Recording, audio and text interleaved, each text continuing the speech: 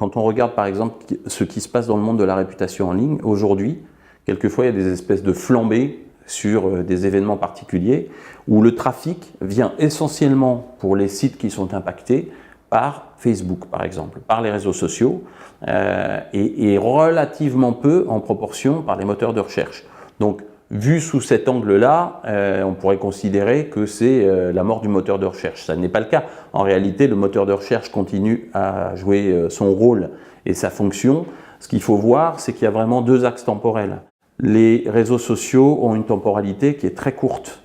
Le fil Facebook, on voit arriver quelque chose dedans le matin, on le relaie ou on ne le relaie pas, et même si ça flambe et que ça circule beaucoup, au bout de quelques jours, plus personne n'en parle, parce que le prochain post un peu atypique et un peu trash qui circulera sur Facebook viendra prendre la place de celui-là.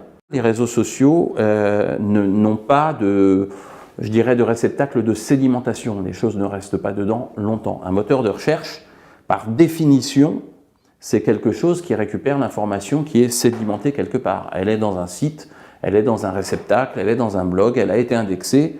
Donc une fois qu'elle a été indexée, elle est là, dans cette espèce de grosse base de données où le web tout entier se situe, et le moteur de recherche va taper à l'intérieur de ça. Donc ça reste valide. D'abord, on s'oriente fortement vers une espèce de duopole entre, pour l'instant en tout cas, entre Facebook et Google, parce qu'une grande masse de l'inventaire publicitaire aujourd'hui est située entre ces deux acteurs-là, que globalement, si on veut avoir, quand on est un annonceur, une présence qui est relativement homogène et répartie, on a intérêt à avoir un pied de chaque côté. Sachant que du côté de Google, il y a une démarche psychologique de l'internaute qui est plus rationnelle, qui est plus une démarche de recherche, alors que donc c'est plus une démarche de pull, je vais chercher quelque chose. Du côté des réseaux sociaux, je suis dans une démarche où on me pousse quelque chose et je prends ou je ne prends pas ce qu'on m'a poussé. Donc les démarches et les réflexions des annonceurs ne doivent pas être les mêmes dans les deux cas parce que les démarches des internautes ne sont pas les mêmes dans les deux cas.